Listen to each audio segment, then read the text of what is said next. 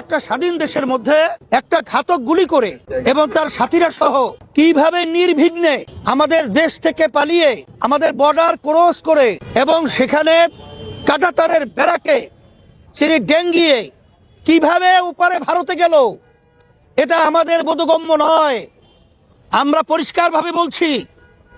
খুব অল্প সময়ের ব্যবধানে এই ঘাতকদেরকে এবং আন্তর্জাতিকভাবে বিশেষ করে আমি জাতিসংঘকে বলবো যে খুন করে একটা দেশের ভিতরে আশ্রয় নেবে আর সেখানে জাতিসংঘ এটা আপনারা কঠিনভাবে এর পদক্ষেপ নিয়ে ওই খুনিদেরকে আমাদের বাংলাদেশের মধ্যে আমরা প্রকাশ্যে বিচারের ব্যবস্থা আমরা বাংলাদেশের মানুষ দেখতে চাই। আজকে গভীরভাবে আমরা শ্রদ্ধা সহ স্মরণ করছি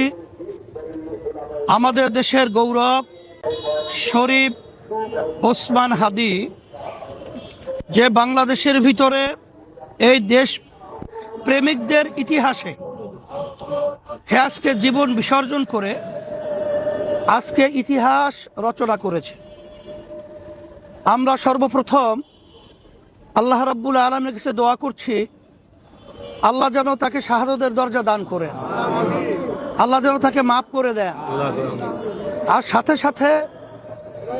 আমি ওসমান হাদির আজকে এই দেশের জন্য বৈষম্য বিরোধী এবং ন্যায়ের পক্ষে তিনি যে বিসর্জন করেছেন তার জীবন,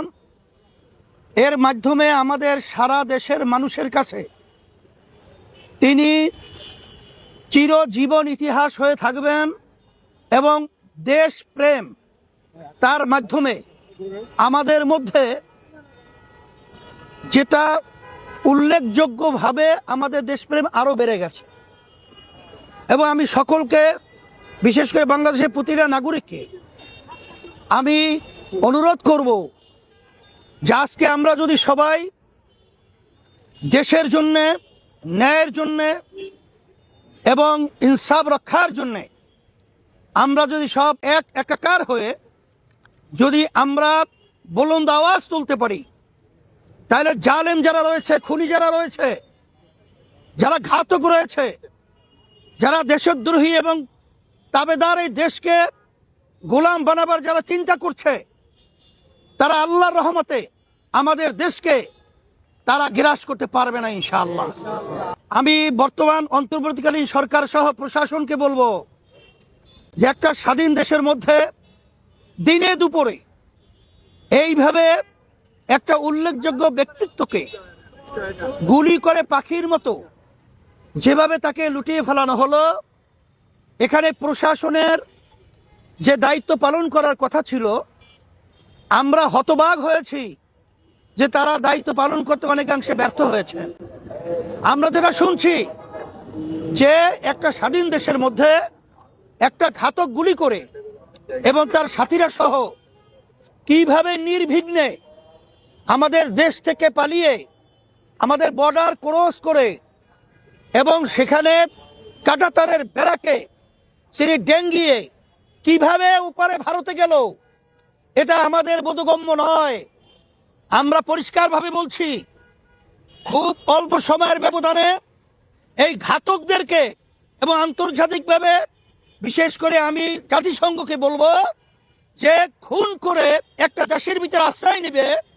আর সেখানে জাতিসংঘ এটা আপনারা কঠিনভাবে এর পদক্ষেপ নিয়ে ওই খুনিদেরকে আমাদের বাংলাদেশের মধ্যে আমরা প্রকাশ্যে বিচারের ব্যবস্থা আমরা বাংলাদেশের মানুষ দেখতে চাই। সাথে সাথে আমি সাংবাদিক বন্ধুদেরকে বলবো এবং সমস্ত বাংলাদেশের মানুষকে বলবো, আসেন আমরা সব একাকার হয়ে হুব্বুল ওয়াতান মিনাল ঈমান, দেশের মহব্বত ঈমানের একটা অংশ হিসাবে আমরা সবাই যদি একত্রিত হয়ে আজকে দেশকে রক্ষার জন্যে, আজকে মানবতা রক্ষার জন্যে যদি আমরা অবস্থান করতে পারি, তাইলে যারা নাকি স্বার্থন্বেষী মহল রয়েছে তারা আমাদের দেশকে নিয়ে আল্লাহর রহমত আর ছিনিমিনি করতে পারবে না। আর আপনাদের সকলকে ধন্যবাদ জানাচ্ছি যে আজকে যেভাবে স্বতঃস্ফূর্তভাবে হাদির জানাজায়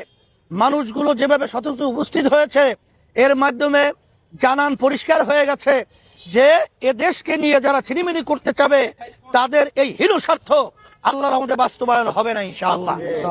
আমি সকলকে ধন্যবাদ জানিয়ে আবার শেষবারের মতো হাদির জন্য দোয়া করছি, আল্লাহ যেন ওকে মাফ করে দেয় এবং শহীদের দরজা দান করেন।